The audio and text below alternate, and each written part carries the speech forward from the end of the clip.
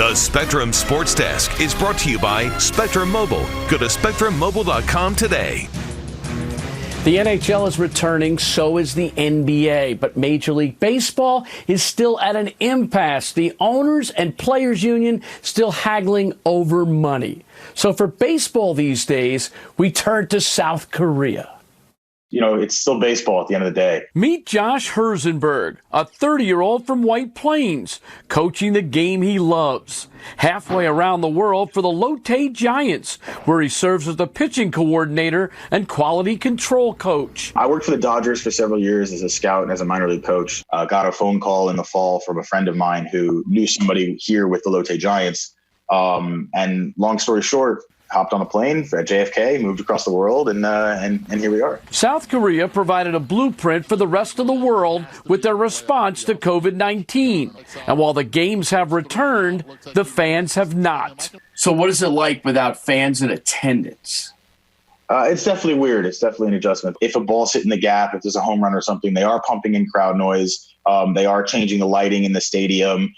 They are putting the flashing lights on the scoreboard. They're trying to make it as realistic as possible and treat it as though there are fans in the stands. And that is helping a little bit, I think, with the players in terms of their ability to, feel as though it's as real as possible. No fans in the seats. It's hard to envision an empty Yankee Stadium or Citi Field, but it's likely a necessity. Taiwan started with robot fans and slowly allowed fans back in, albeit a safe distance. Germany is allowing fans to pay for their cardboard likeness to fill the seats, and broadcasts have used artificial crowd noise.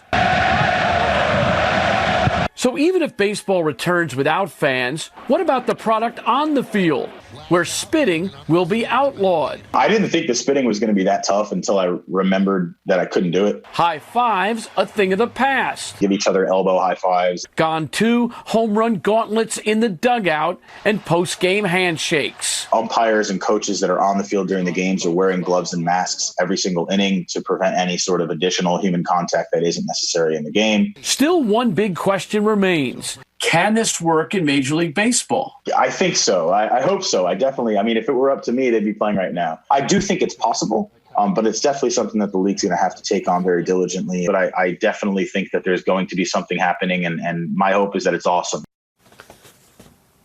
Josh started as a pitcher at White Plains High School and SUNY Oneonta. Now he's coaching and analyzing baseball halfway around the world.